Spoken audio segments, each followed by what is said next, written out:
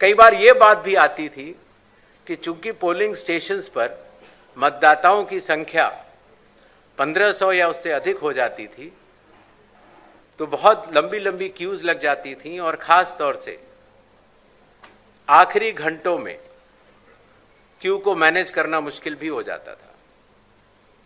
इसलिए चुनाव आयोग ने यह संयुक्त निर्णय लिया कि अब बिहार से शुरू होकर पूरे देश तक किसी भी मतदान केंद्र में 1200 से ज़्यादा वोटर नहीं होंगे, जिससे कि वोट डालने में हमारे मतदाताओं को सुविधा मिले।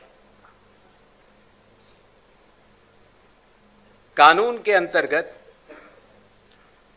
कैंडिडेट्स पोलिंग बूथ के कुछ दूरी के बाहर अपने बूथ्स लगाते हैं। कई बार वो लोग भी मतदाताओं को सहूलियत देने के लिए उनका मार्गदर्शन करते हैं कि आपका बूथ ये वाला है या उस कमरे में है। तो पहले ये काफ़ी दूर लगाने की अनुमति होती थी, अब 100 मीटर की दूरी पर पोलिंग स्टेशन से हर प्रत्याशी अपने बूथ लगाने के लिए स्वतंत्र है।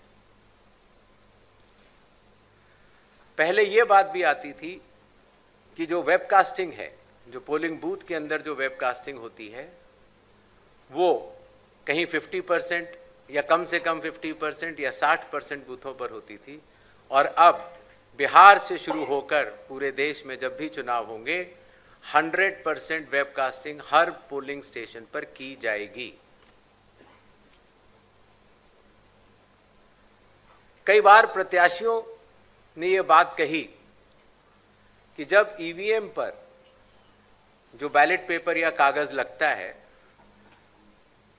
उसमें जो उनकी फोटो आती है वो ब्लैक एंड वाइट होती है और इसलिए मतदाता को पहचानने में कई बार दिक्कत हो जाती है। हालांकि चुनाव चिन्ह तो रहता है, और साथ ही साथ ये भी बात आई कि सीरियल नंबर भी बड़ा होना चाहिए।